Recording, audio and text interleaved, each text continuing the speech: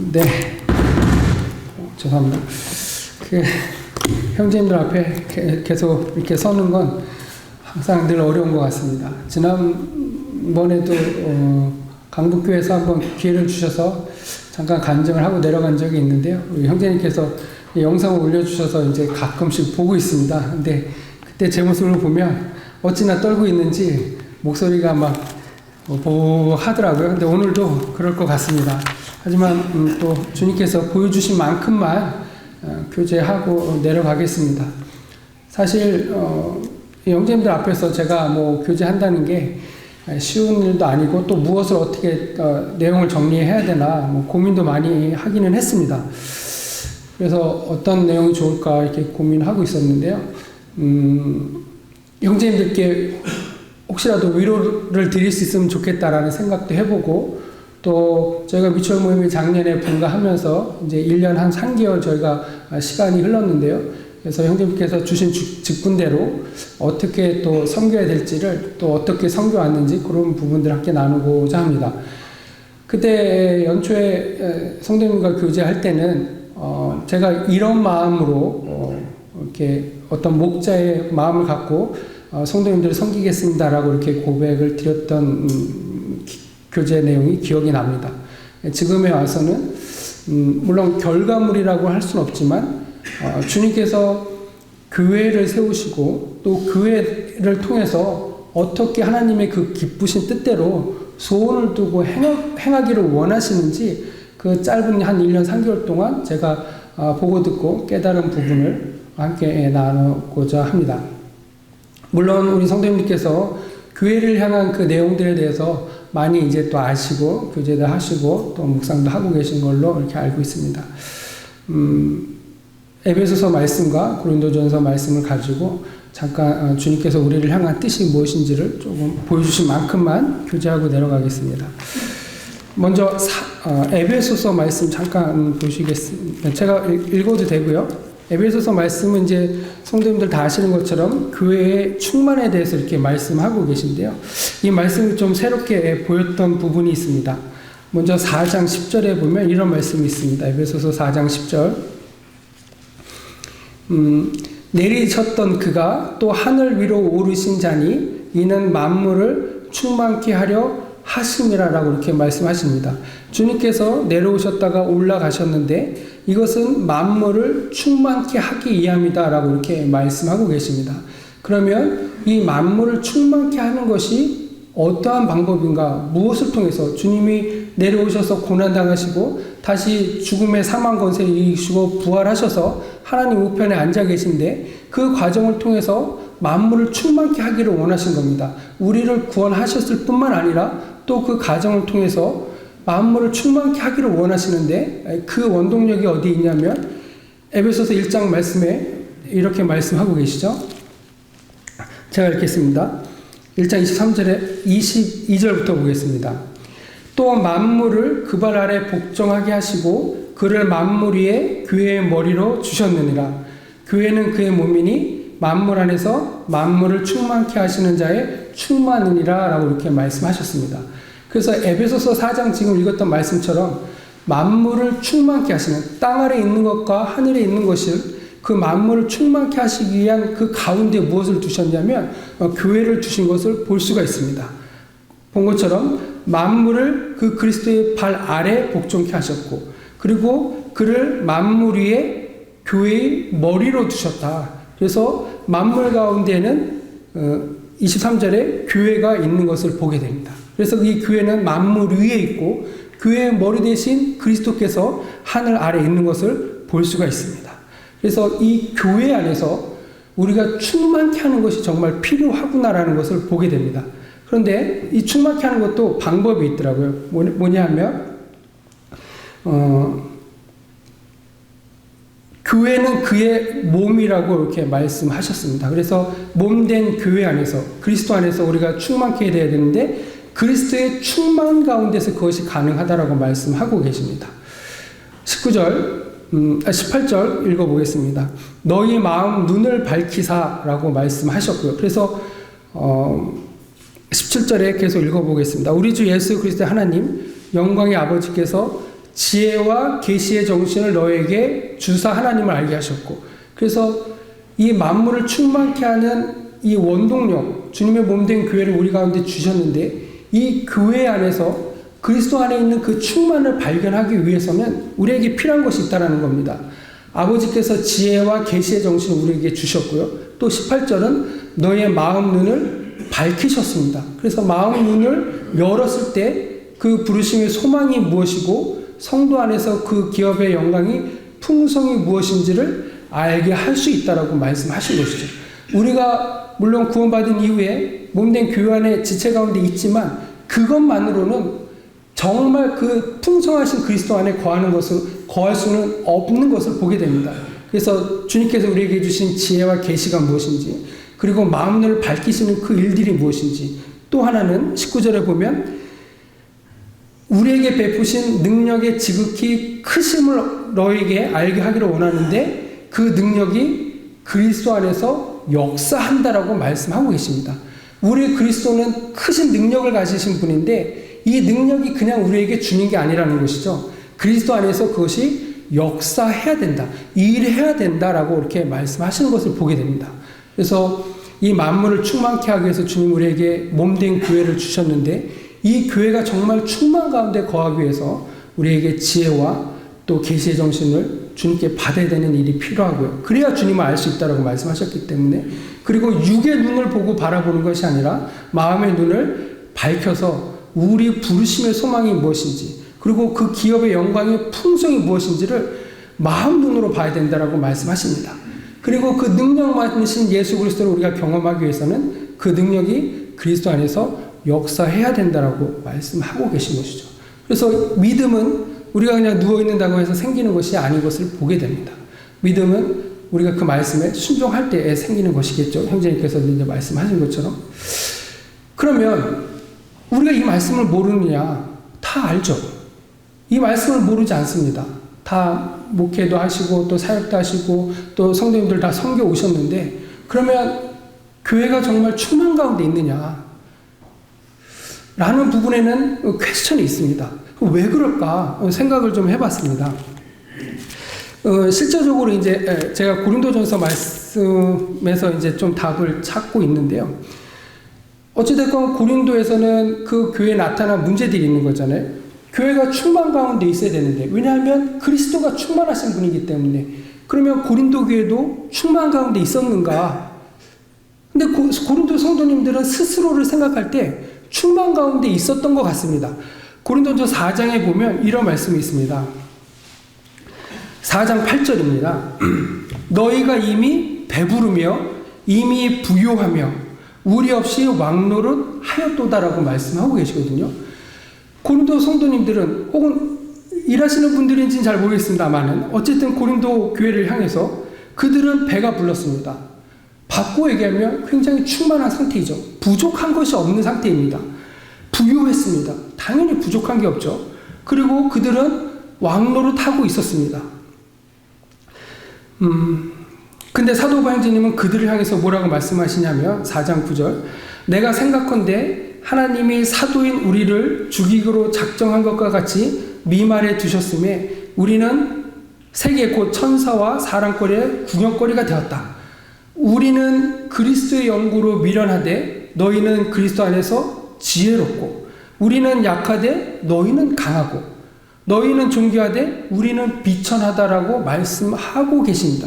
이 말씀을 정리해 보면 고린도 성도들은 어떤 상태였냐면 미련하지 않는 상태였었습니다. 그리고 지혜롭게, 그리스도 안에서 지혜롭다라고 생각하고 있었었죠. 그리고 또 그리스도 안에서 그들은 존귀함을 받고 있었습니다. 어떻게 보면 그게 정말 맞는 상태이죠. 그러나 사도 바울님은 나는 그런 상태에 있지 않다라고 말씀하고 계시는 거예요. 오히려 사도 바울님은 뭐라고 말씀하시냐면 나는 미련하고, 나는 약하고, 나는 비천에 처한다라고 말씀하셨습니다. 그러면 우리 에베소서 1장 말씀처럼 혹은 4장 말씀처럼 교회의 충만 가운데 있는 상태는 누가 되겠습니까? 고린도 성도입니까? 사도 바울 형제입니까? 우리가 영으로, 육의 눈으로 보면 고린도 성도들이 충만 가운데 있는 상태입니다. 그러나 우리가 마음 눈을 밝혀서 이 교회를 바라보면 사도바울 형제님이 충만 가운데 있는 것이죠. 왜냐하면 4장 12절 계속 보겠습니다. 수고하여 친히 손으로 일을 하며 후욕을 당한 즉 축복하고 핍박을 당한 즉 참고 비방을 당한 즉 권면하니 우리가 지금까지 세상의 더러운 것과 만물의 찢기같이 되었도다. 내가 너희를 부끄럽게 하려고 이거를 쓴 것이 아니다라고 말씀하고 계십니다. 사도바울 형제님은 내가 왜 비천에 처하고 그 죽이기로 작정된 자같이 미말에 내가 왜 그 가운데 처했냐, 내가 왜 사람들의 구경거리가 되었냐라고 말씀하시냐면 내가 그들을 축복하고 참고 그들을 사랑으로서 감싸주는 그 일들을 해왔기 때문이라고 말씀하시는 거죠. 바꾸어 얘기를 하면 고린도 성도님들은 그 일을 하지 않았다라는 것입니다. 그들은 오히려 마치 이방인들처럼 혹은 바리새인들처럼 칭찬받기를 좋아하고 왕같이 살기를 원했던 것 같습니다. 그리고 미련 가운데 들어가지 않았던 것이죠. 굉장히 지혜롭게 얘기를 하는 것이고, 그래서 그들이 아볼로와 게바와 이런 식으로 나뉘게 되는 것들이 있잖아요. 그때 계속 4장 이후를 읽어보면 이런 말씀을 하고 계십니다. 18절, 어떤 이들은 내가 너에게 나아가지 아니할 것 같이 스스로 교만하여졌나니 그러나 주께서 허락하시면 내가 너에게 속히 나아가서 교만한 자의 말을 알아볼 것이 아니라 오직 그의 능력을 알아보겠다. 하나님의 나라는 말에 있지 아니하고 오직 능력에 있다라고 말씀하고 계십니다. 그래서 고린도 성도들은 말의 지혜 가운데 그들이 있었던 겁니다. 그리고 교만 가운데 있었던 것을 보게 되는 것이죠. 그러면서 진짜 교회의 충만이 무엇인가를 이 말씀을 통해서 보면 우리에게 일만 스승이 있지만 15절 말씀입니다. 아비는 많지 아니하니 그리스도 예수 안에서 복음으로써 내가 너희를 낳았도다라고 말씀하고 계신 것을 보게 됩니다. 물론 여기서 교회 충만이라는 힌트를 찾는 것이 좀 무리일 수도 있겠습니다만은 고린도 교회를 치리해가는 과정에서 볼 때 교회 충만이 정말 무엇일까? 영의 눈으로 바라보고 하나님이 지혜와 계시를 준 그 눈으로 우리가 성도를 바라보고 교회를 바라본다고 한다면 그 가운데서 내가 가져야 될 위치가 무엇인지를 보게 됩니다. 그것은 사도바울 형제님이 가셨던 그 길이 아닐까 생각이 되어지는 것이죠. 아비의 마음을 갖는다. 내가 복음으로써 너희를 낳았다라고 말씀하고 계십니다. 그래서 내가 너희들이 정말 그 충만 가운데 있는지 알아보려고 하는데 너희의 말을 알아보는 것이 아니라 뭘 알아보겠다고 말씀하십니까? 너에게 정말 하나님의 능력이 나타났는지 알아보고 싶다라고 말씀하고 계십니다. 그래서 사도바울 형제님이 어떻게 그것을 알아보셨는지 한번 제가 좀 찾아봤습니다. 고린도 성도들을 향해서 사도바울 형제님이 그들에게 정말 하나님의 능력이 있었는지를 어떻게 구분해냈을까? 정말 그들이 교회 충만 가운데 있었는지 없었는지를 어떻게 구분해내셨을까? 그 부분을 좀 살펴보려고 하였습니다. 아무튼 여기서 사도바울 형제님은 분명히 말씀하고 계신 것이죠. 교회의 충만은 너희들이 육신 가운데 지혜 가운데 있거나 또 강하거나 외형적으로 또 존귀에 처하거나 한 것들이 교회의 충만이 아닌 것을 본인의 형편을 드러내시면서 비교하면서 설명해 주셨다고 생각은 되어집니다. 그러면 어떻게 그들이 정말 하나님의 그 능력 가운데 있었는지 한번 살펴보기를 원합니다. 복음서에 보면 예수님이 부자 청년을 만납니다.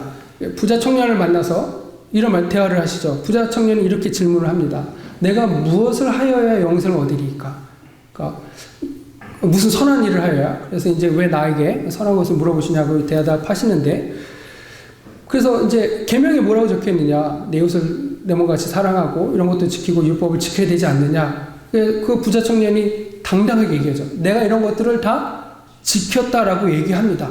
그런데 예수님이 그때 뭐라고 대답하십니까? 그런데 내가 한 가지 부족한 것이 있다라고 말씀하시죠.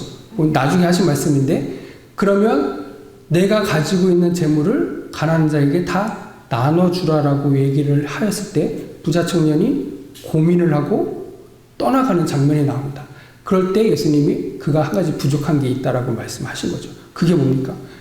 한 가지 부족한 게 있는데 그게 굉장히 큰 포션을 차지하고 있는 것입니다. 우리 믿음에. 무엇이냐면 우리는 우리 마음을 드러내지 않고 얼마든지 선한 일을 할 수 있는 것이죠.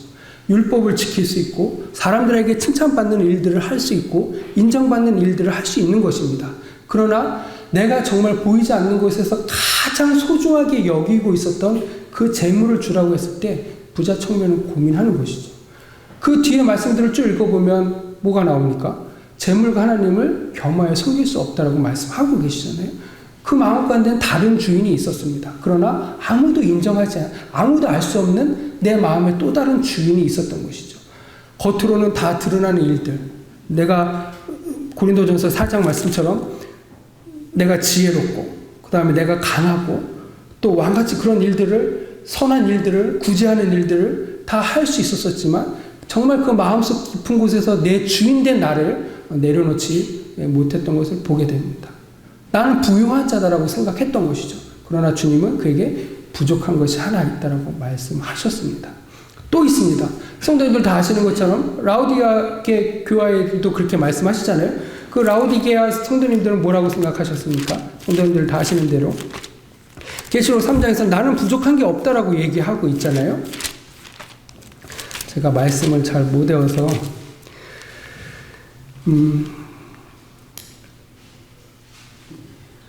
17절에 3장 17절에 이렇게 말씀하십니다. 내가 말하기를 나는 부자라 부유하고 부족한 것이 없다 하나라고 그런 생각들을 가지고 있었던 교회가 라우디게아 교회 성도들입니다. 누가 볼 때는 굉장히 충만한 것이죠. 무엇을 하더라도 부족함이 없습니다. 무엇을 하더라도 다 풍성하게 하는 것이죠. 야외 집회를 해도 풍성하게 하고 구제를 해도 풍성하게 하고 모든 연합 집회를 하더라도 다 풍성하게 합니다. 그래서 나는 정말 부족한 게 없구나. 아, 이것이 교회의 충만이구나. 아, 이것이 만물을 충만케 하시는 주님의 교회를 향한 충만이구나. 이렇게 생각했을지도 모르겠습니다. 그러나 마음의 눈을 밝히시고 주님이 하신 말씀은 그와 다르다는 것이죠. 뭐라고 말씀하십니까? 내가 말하기를 나는 부자라 부유하고 부족한 것이 없다 하나 내 공고한 것과 가련한 것과 가난한 것과 눈먼 것과 벌거벗은 것을 알지 못하는도다. 내가 너를 권하노니 내게서 불로 연단한 금을 사서 부유하게 하고 흰옷을 사서 입어 벌거벗은 수치를 보이지 않게 하여 안약을 사서 눈에 발라보게 하라. 마음 눈을 밝혀라 라고 말씀하고 계시는 거죠. 그렇게 이해가 되어집니다. 그래서 주님은 볼지어다 내가 문 밖에서 두드리오니 누구든지 내 음성을 듣고 문을 열면 내가 그로 더불어 먹고 살 텐데 이러한 상태가 주님과 교제가 단절되어 있는 상태인 것을 보게 됩니다. 내가 부유하다라고 생각하는 그 순간 주님과의 교제가 단절되고 오히려 주님은 문 밖에서 나를 향해 문을 두드리고 있는 그런 상황이 발생하게 되는 것이죠. 부자 청년하고도 같은 그 맥락이라고 생각이 되어집니다. 나는 다 했다. 나는 다 가지고 있다. 나는 부족한 것이 없다라고 생각하는 그때에 주님께서 마음 눈을 밝히기를 원하시는 것이죠. 그때 주님은 우리 안에 내재하지 못하시고 우리 문 밖에 나가셔서 우리를 향해서 마치 구도자에게 복음을 전하듯 우리 마음을 열라고 마음을 두들기고 계신 그러한 주님이 아닐까 이런 생각이 듭니다. 그래서 정말 충만이 뭔가 교회에서 말하는 정말 충만 고린도 교회 성도들이 그렇게 하였던 일인가 아니면 그 부자 청년 같은 것인가 아니면 라우디게아 교회 성도들과 같은 것인가 그들은 충만하다고 생각했지만 오히려 부족한 것이 하나 있었습니다. 그 부족한 그 하나를 우리가 채워간다면 정말 주님께서 교회를 향한 그 충만 가운데 우리가 사역도 하시고 또 성도를 섬기는 일도 더 풍성하게 할 수 있지 않을까라는 생각을 해보게 됐습니다. 그래서 에베소서 말씀을 계속 통해서 좀 그 답을 살펴보고 싶은데요. 에베소서 1장 17절 제가 읽었고 4장에서 한번 보겠습니다.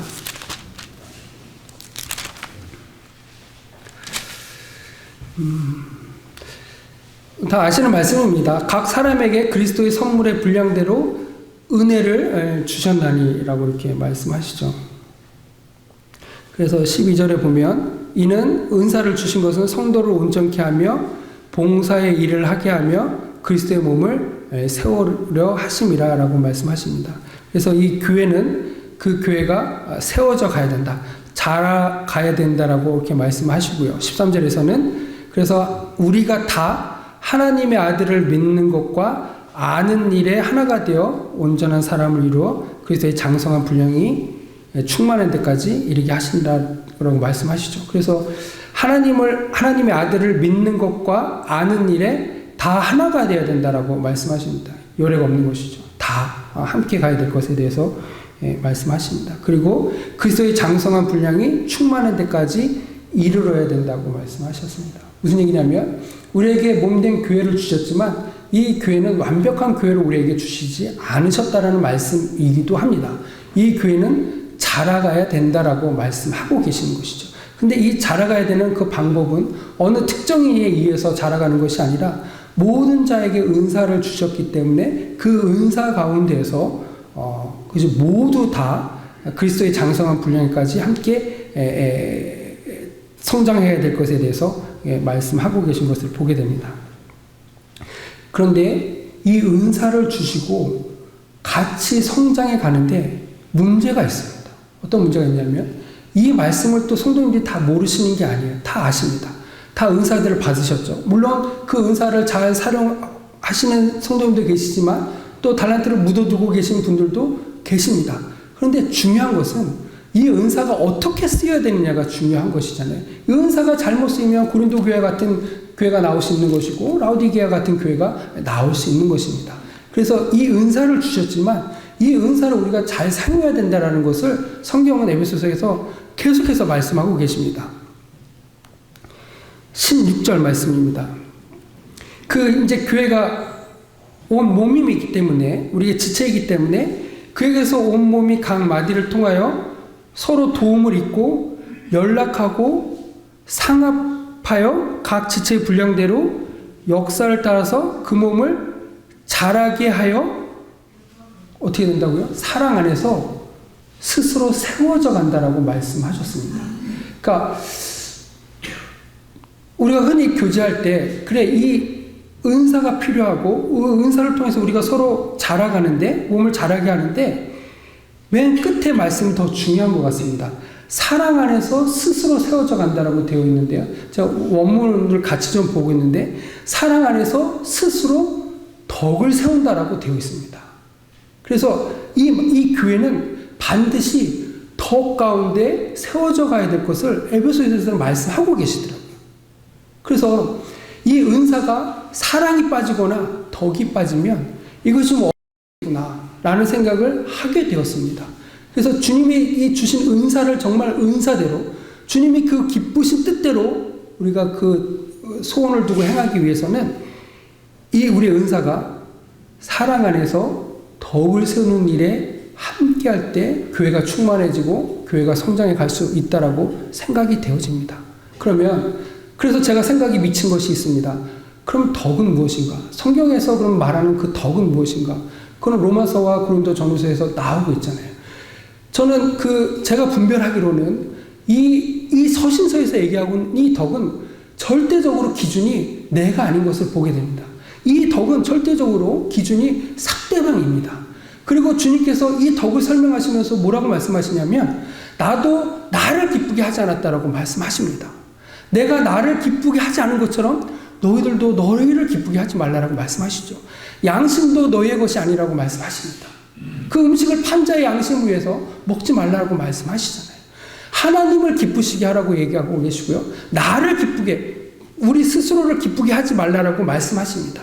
그리고 그 말씀의 교제 가운데는 항상 덕이 있는 것을 보게 됩니다. 저는 그것이 주님이 우리를 향한 교회의 충만에 이룰 수 있는 비결이요 지름길이라고 생각이 되어집니다. 우리의 삶 가운데서 얼마나 성도를 바라보고 주님을 바라보고 나의 기쁨을 취하지 아니하였는지 우리가 살펴볼 필요가 있다고 생각이 되어집니다. 나를 바라봤기 때문에 고린도 교회가 실패한 것이겠죠. 고린도 전서에서 그들이 그래서 스스로 높아진 거 아니겠습니까?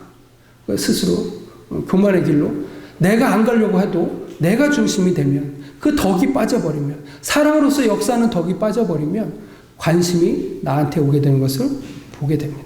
라우디게아 교회도 마찬가지로 우리가 부여하게 되는 것이죠. 참으로 주님이 부여한지에 대해서는 관심을 덜 갖게 되는 것입니다. 그래서 이 말씀들을 제가 이미 말씀드렸지만 한번 제가 읽어보겠습니다. 로마서 15장 1절에 이런 말씀이 있습니다. 우리 강한 자가 마땅히 연약한 자의 약점을 담당하고 자기를 기쁘게 하지 아니할 것이라. 우리 각 사람이 이웃을 기쁘게 하되 선을 이루고 덕을 세우도록 할지니라 라고 이렇게 말씀하고 계십니다. 덕을 세우는 이 비결은 이웃을 기쁘게 하는 것이고 자기를 기쁘게 하지 않는 것이다 라고 분명히 말씀을 하고 계시죠. 근데 이것이 정말 중요합니다. 왜 중요하냐면 4장에 또 이런 말씀이 있습니다. 4장 18절에 이로써 그리스도를 섬기는 자는 하나님께 기뻐하심을 받으며 사람에게도 칭찬을 받는다. 이러므로 우리가 화평의 일과 서로 덕을 세우는 일을 힘쓰나니라고 이렇게 말씀하고 계시죠. 교회가 성장하는 이 일, 이 은사를 가지고 우리가 충만하게 되는 그 길은 화평의 일과 서로 덕을 세우는 일이다. 그런데 이것을 힘쓰지 못하면 그 다음 절에 뭐라고 말씀하시냐면요. 식물을 인하여 하나님의 사업을 무너지게 말라. 하나님의 사업이 무너진다라는 겁니다. 하나님의 사업이 무엇이었습니까? 아까 에베소서 말씀처럼 만물을 충만케 하시는 겁니다. 무엇을 통해서? 교회를 통해서. 그런데 이 교회 안에서 하나님을 사업을 하고 있는 우리들이 화평과 덕을 이루는 일에 은사를 쓰지 아니하면 하나님의 사업이 망하게 되는 겁니다. 그것이 식물이든 그것이 원망과 시비든 어떠한 일이든 육신 가운데 드러나는 그 일로 인하여 하나님의 사업이 망하게 될 수 있다라고 이렇게 말씀하고 계시는 거죠. 그래서 21절에 보면 내 형제로 거리끼게 하는 일을 아니함이 아름다우니라 선하니라 라고 이렇게 말씀하십니다. 선한 양심이 우리가 하나님을 향해 찾아가는 것인데 세례는 그 선한 양심이 무엇입니까? 형제를 거리끼게 하는 일을 하지 아니하는 것이다 라고 말씀하시죠. 고린도 성도들의 모습은 사도 바울 형제님의 마음을 아프게 했습니다. 덕을 세우지 않았기 때문에 하지 않는 것이 아름다운 것이죠. 그 사도 바울 형제님의 서신의 교제를 고린도 성도들은 듣고 깨닫고 회심해서 다시 돌아왔다고 생각이 되어집니다. 그래서 15장에 계속 보면 이제 인내와 안위 하나님이 너희로 그리스도 예수를 본받아 서로 뜻이 같게 하여 한 마음과 한 입으로 그리스도 아버지께 영광을 돌리게 하셨느니라. 이러므로 그리스도께서 우리를 받아 하나님께 영광을 돌리신과 같이 너희도 서로 받으라 라고 말씀하셨습니다. 13절에 보면 소망이 하나님이 모든 기쁨과 평강을 믿음 안에서 너희에게 충만하게 하사 성령의 능력으로 소망이 넘치게 하시기를 원하노라 라고 말씀하십니다. 이 교회의 충만으로 갈 수 있는 길을 뭐라고 말씀하셨습니까? 소망 가운데서 모든 기쁨과 평강과 믿음 안에서 성령의 능력으로 소망이 넘치게 하라. 육신의 능력으로 우리의 소망이 넘치는 것이 아니라 성령의 소망으로 성령의 능력으로 그 가운데 우리가 소망이 넘칠 때 우리를 충만 가운데 이끄시는 주님인 것을 경험하게 되고요. 그랬을 때 교회의 충만은 자연적으로 이렇게 따라오지 않는가 이런 생각을 해보게 되었습니다. 네, 시간이 거의 다 됐는데요. 한 가지만 말씀드리고 이렇게 마치겠습니다. 이렇게 일을 하면서 당연히 교회를 생각하고 성도님들을 생각하지 아니할 수가 없습니다. 일을 안 하려면 또 안 할 수도 있지만 또 하려고 하면 또 많은 일들이 있는 것 같습니다. 그 가운데서 교회의 역할을 생각하게 되고요. 또 연합에 대해서도 생각을 해보게 됩니다. 교회를 에베소서 5장에서는 이 가족에 대해서 비유를 하고 계신 것을 보게 됩니다. 그래서 교회가 우리 성도님들 다 아시는 것처럼 영어로는 어셈블리라고 하잖아요. 어셈블리라고 합니다. 이 집합 이렇게 해서 어셈블리라고 하는데 영어를 찾아보면 세 번째 뜻이 뭐가 있냐면 부품이라는 뜻이 있습니다. 혹시 아십니까? 그래서 제가 군대 있을 때 보면 자동차 부품을 이렇게 신청하면 부품이 박스로 나옵니다. 그럼 거기에 보면 아셈블리 이렇게 적혀 있거든요. 그러니까 차 전구를 간다 그러면 전구 하나는 어셈블리라고 부르지 않습니다. 그냥 부속품, 부품이라고 부르는데요. 그 전구와 헤드라이트가 하나의 기능을 할 수 있는 완전차가 되면 그것은 우리가 어셈블리라고 부릅니다. 무슨 말씀을 드리려고 하냐면 교회가 어셈블리입니다. 집합체이면서도 온전한 기능을 하고 있는 것이 교회입니다. 그러나 온전한 기능을 하지만 모든 것을 다 할 수 있는 기능은 아닙니다. 그 어셈블리라는 부품이 그 하나로서 불을 켜는 역할을 하지만 그 하나만으로 차가 움직이지 않습니다. 그렇죠? 그러나 그 가운데 핸들 역할을 하는 교회가 있고 바퀴 역할을 하는 교회가 있습니다. 교회에도 가정이 지체인 것처럼 그 가정에서 음식을 하는 성도, 봉사를 하는 성도, 복음을 전하는 성도, 돌보는 성도들이 모여서 그 교회가 온전한 기능을 하는 것처럼 우리가 좀 더 그 기능을 확대하면 이 교회도 주님이 이렇게 쓰시고 저 교회도 주님이 이렇게 쓰시는 것 같습니다. 그래서 그 교회가 함께 일을 할 때 주님이 원하시는 그 충만으로 우리가 갈 수 있는 일을 또 할 수 있는 것을 보게 됩니다. 그래서 우리가 눈으로 볼 때는 교회가 연약해 보일 수 있지만 작지만 그 가운데서 온전체로서 하는 역할이 있게 됩니다. 그러나 하나님의 일을 다 할 수 없기 때문에 우리가 연합하는 가운데 하나님의 일을 함께하는 그 비밀을 가지고 있는 것도 교회구나라는 생각을 해보게 되었습니다. 그래서 이렇게 지금 성도님들이 모여서 교제하시고 하는 모든 일들이 정말 교회 안에서 주님 안에서 우리가 충만을 이루어가는 매우 중요한 일이구나 라는 생각을 해보게 되었습니다. 네, 부족한 말씀 경청해 주셔서 감사합니다.